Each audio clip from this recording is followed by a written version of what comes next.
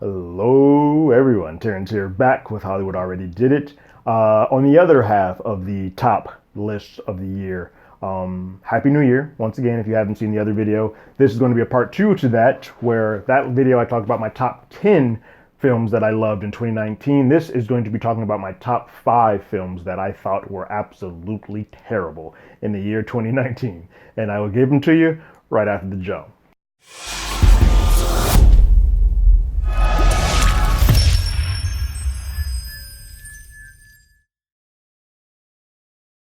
Real quick, if you haven't already, go ahead, like, share, subscribe to the channel, ring that bell below. Anytime we have something, you will be among the first to know. We are on that road to 100. We're getting there. So once we get there, we'll start doing some contests and giveaways and having some fun up in the channel, all right? So let everybody know about the spot. Now let's talk about these bad movies, all right? So this list is shorter than the top 10 for a couple of reasons. One, I just don't see movies that I don't think are going to be good. Like, I don't actively go out to see bad movies. Like, Cats brought me no interest, so I had no desire to go watch it, so therefore this wouldn't be on this list because I'm not seeing it. Second, I run a podcast where we talk about sequels, reboots, remakes, and prequels. So a lot of the movies that are on this list and a lot of movies, bad movies that I wind up seeing are because I have been put into the purview where I have to see them. So the majority of all the movies on this list, except for one, are sequels, and even the one that's not is a sort of sequel or spin-off of a concept, if you will. So it's only 5, there are so many other ones that I'm sure that are bad that I just have not seen. Although I did see Rambo, it's not very good either. But here are my top 5 worst films of the year. Number 5 is a film called Brightburn, starring Elizabeth Banks. She's the only recognizable lead, but it's produced by James Gunn. And it doesn't fit into the sequel category that I was speaking of before, but it is sort of a spin-off or a concept of what if Superman came to the Earth and was bad. What's crazy about this movie is that I like 3/4 of this film. I think this movie is really strong in the front half. And kind of like how I feel about Man of Steel. When it goes bad fast. The back end of this film is pretty horrible for me. I think some of the horror elements that are in the front half are great. It's a horror / superhero hybrid, and I think we should start merging more genres. That part I liked. I think this is on my top 5 because I actually was anticipating this, and it just ruined my taste on the back end between a very rushed ending and then a hackneyed like add-on of this is what we could do in the future if you guys come back to it. We're not coming back because you didn't stick this landing. So, no. Number 4. I have a love-hate with the live-action Disney remakes. Lion King I thought was terrible. It's not on this list because it still made tons of money. And I think that movie is so good. Like the original film, animated film is so good that when you do a 1-to-1 ratio, you're not making a bad movie. You're just making an uninspired, unheartfelt one. Doesn't make it a bad film. So it's like I can't put that on top bad films of 2019.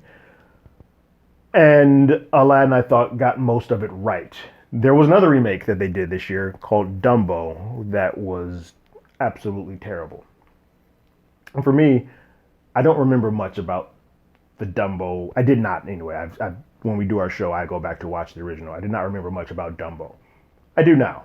And what I can say is that Dumbo was a very short, truncated, 80-something minute, you're in and you're out type of story. What they made was a Tim Burton 2-hour-plus film. And you feel every single minute of add-on. And you're weird that this has absolutely nothing to do or reminisce with what the original did, which isn't a problem because I don't think all the live action films actually, in fact, I think it's sometimes better if they aren't a 1-to-1 ratio like Beauty and the Beast, Lion King, because there's never a room for you to be better than the original. But if you're going to do something, make it somewhat entertaining. This was just slow, dull, and boring, and I think Cinderella is one of the best where you kind of get the magic of what Cinderella is and it still feels like the film. Lady and the Tramp, I enjoyed on the live action on Disney Plus. This one, I think one of the major beats or major threads that's missing is that you have no type of When I See an Elephant Fly, or those type of songs, that sort of the one thing that ties you back to the original should be placed in here, because this film just feels like you're getting the sea level Tim Burton with a sea level story and nothing connects. So you're kind of just like, well, then why are we here? And that sucks. Let me say this too. I know when we deal with PC stuff, and we take everything out for Disney and Disney Plus, like the Crows aren't going to be in there. Look, the Crows, yes, they're called Jim Crows. There's a problem with them. They should be edited or worked around. That said, the most memorable thing about that Dumbo movie, outside of the elephant with flappy ears, is the crow singing "When I See an Elephant Fly." There's no way that a version of that, like a barbershop quartet, should not have been in this movie. Sorry. 3. The only reason this movie is this low is because I didn't anticipate much from it, but X-Men Dark Phoenix was bad. It's a bad film on several levels. Some of it is, none of these X-Men movies have really been that good, because we're sitting in this world where, unfortunately, everything was Wolverine based. So for the first 3/4 of the X-Men franchise at Fox, it was all Wolverine story, which isn't what X-Men are. When you read the comics, that's not what they are at all. But Hugh Jackman was charismatic enough that you're like, well, shit. All right, fine. Just keep giving it back to him. Even if it was detrimental to the story, even if it didn't make sense, why would the strongest mutant, like Storm, in them not be the leaders or the most important character in this? But Wolverine is the guy who is made of metal fighting the guy who can control metal. This seems weird. All right, cool. But that's what we've dealt with for years. And then we had Logan, which was a masterpiece to take Hugh off the board. So then these last two films have sort of put these new players on the board, with Sophie Turner playing Jean Grey and the new kids of the X-Men universe. The problem with this series is that this back-end franchise started great with First Class, and then it went back to Matthew Vaughn and tried to speed up a lot of processes and try to cheat. And then you brought back the original class with the new class. I'm sorry, original actors with the new actors who played the same parts and kind of merged it and did this like timeline thing. I'm not a big fan of Days of Future Past. There are people who enjoy it. Cool. But then you're still using some of that in, and you're unfortunately doubling down so much on, because she became a superstar. You double down on Mystique, and the actress playing Mystique, because she's famous, you made Mystique not fit into this world. So then you get to try to take Mystique off the board, and you left Dark Phoenix with a bunch of characters that we have no attachment to. None. They physically, we have attachment to them because in previous films we've seen a version of them, but this version that is on screen right now, this Cyclops, this Nightcrawler, this Jean, this Storm, we have absolutely no attachment to. So I am watching a movie that has a Magneto and a Professor X that I am aware of and I know, and then the rest of these people mean absolutely nothing to me, and they are just going through the paces. And that's why, of all things, it's kind of how I feel about Rise of Skywalker, even though I think that's a better made film. This film suffers from the worst thing that I can think you can do as a movie. There are no highs or any lows in this movie. This movie is one note the entire film. Even that train sequence at the very end, you're like, well, you guys are just out murdering people. You're not even, what the heck is happening right now? And so it looks visually stunning. The first time that they're using their powers in a while, but you're kind of just like, this doesn't make any sense. And so I never feel any attachment to, and I never have any moments where I go up or down. This movie is just one note flat and unfortunately very undercooked. And I feel like of the highs that this series has had, it kind of sucks that this is the way that the X-Men franchise ended its run under the Fox legacy. I rather had it ended with one of the Deadpools, or at least with Logan, but Apocalypse and this, just, they weren't it. Number 2, you get two of the most gorgeous looking people in the world who have had films together where they have tons of chemistry, and then put them together in black and white suits and call them Men in Black, and you make one of the most boring films I have ever seen. Men in Black International was one that I had anticipated, because I thought the two of them together would be fantastic. Problem is, they decided to make an entirely different tonally film than the original three. And so it was less of what they had done with the Taika, and you're not going to be able to recreate Taika's writing when you don't have Taika. But there is a comedic styling between the two of them, and what the original films gave that this movie actively tries to avoid, and it becomes very dry, and it's trying to become more of an espionage spy Bond type of film as opposed to being a comedy.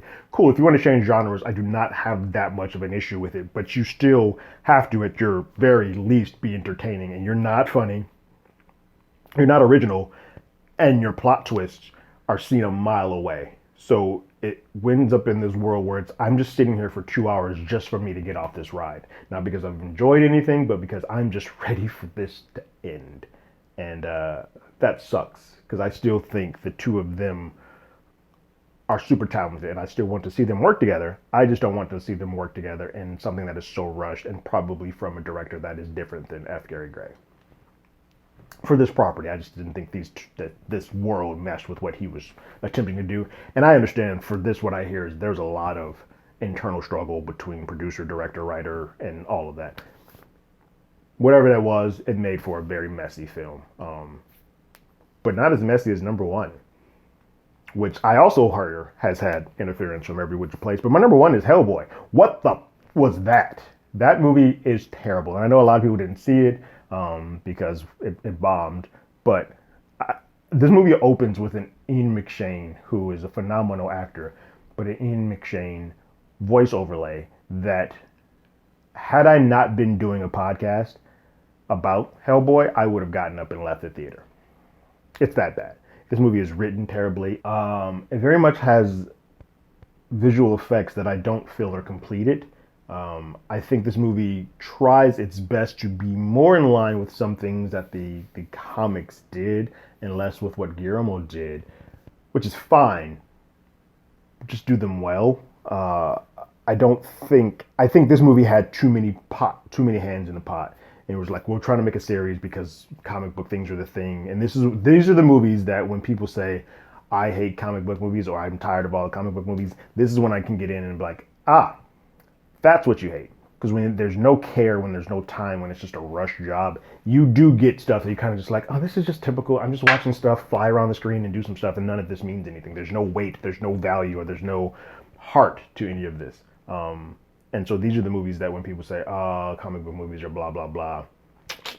Yeah, I can get it if you're speaking about stuff like that. But those are my 5 films that I think are just terrible this year. Just to recap, number 1 is Hellboy. Number 2 is Men in Black International. Number 3 is XMen, Dark Phoenix. Number 4 is Dumbo. And 5 is Brightburn. What are your films that you just thought were like pure trash this year? Go ahead and leave your comments in the comments below. I'm curious to hear what everybody has to say. If you want, you can hit us up on HollywoodAlreadyDidIt@gmail.com, or you can follow us on Twitter at HollywoodADI. We have a podcast with the same name that is on Google Podcasts, Apple Podcasts, Spotify, anywhere that plays podcasts. We are there. Last episode was all about Star Wars Rise of Skywalker. But that's it.